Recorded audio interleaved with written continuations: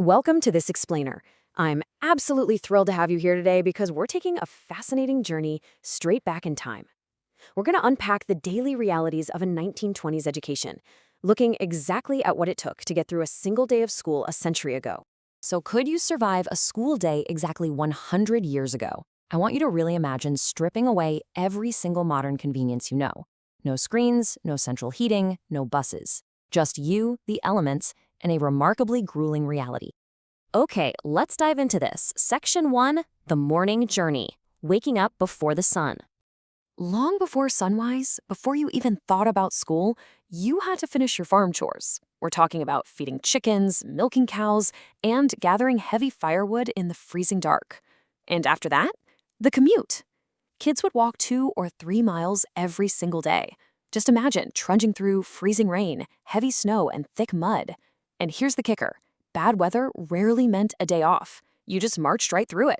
Section 2, the one-room schoolhouse. One teacher, every grade.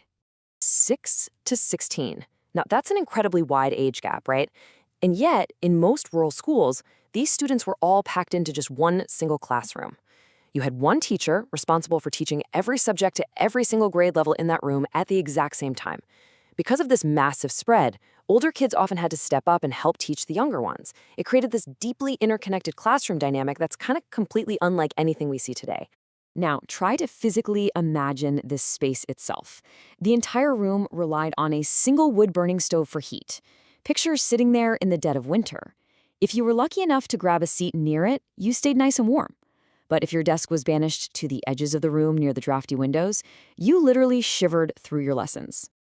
And this brilliantly illustrates the technological divide, which is just incredibly stark. Today, we expect computers, projectors, all that stuff, but in the 1920s, it meant a total absence of electricity and screens. Students only had pencils, small notebooks, and chalkboards to get the whole shebang done.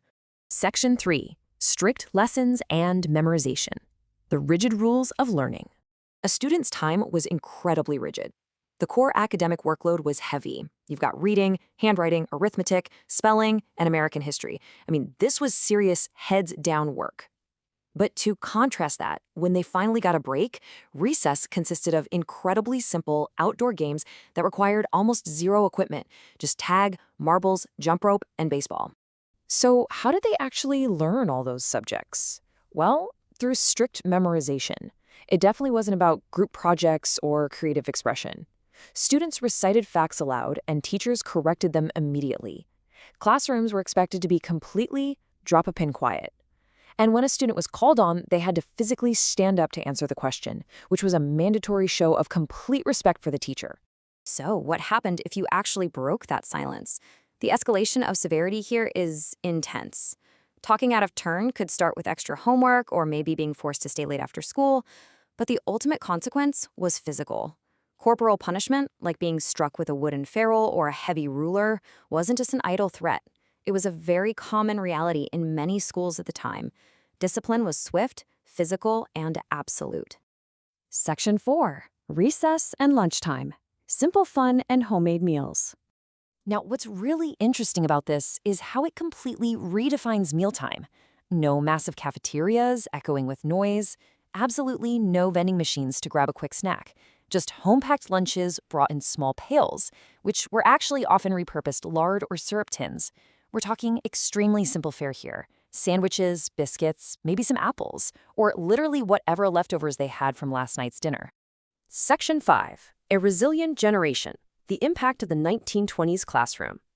A school day 100 years ago was undoubtedly strict, simple, and absolutely full of hard work. But that environment forged a generation built for survival.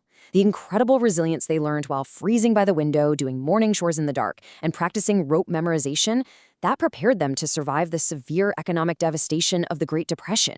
It prepared them to fight and endure in World War II, and it gave them the grit to navigate the incredibly rapid, unprecedented changes of the entire 20th century. Which brings us to a final, fascinating thought. Think about everything we've just uncovered in this explainer, from the farm chores and 3-mile muddy walks to the wood stove and the strict discipline. Would you rather attend school today with all its modern comforts or spend just one single day experiencing a classroom from exactly 100 years ago. It's a pretty wild contrast, isn't it? Thank you so much for exploring this remarkable history with me today, and I really hope this leaves you with a whole new appreciation for the modern classroom.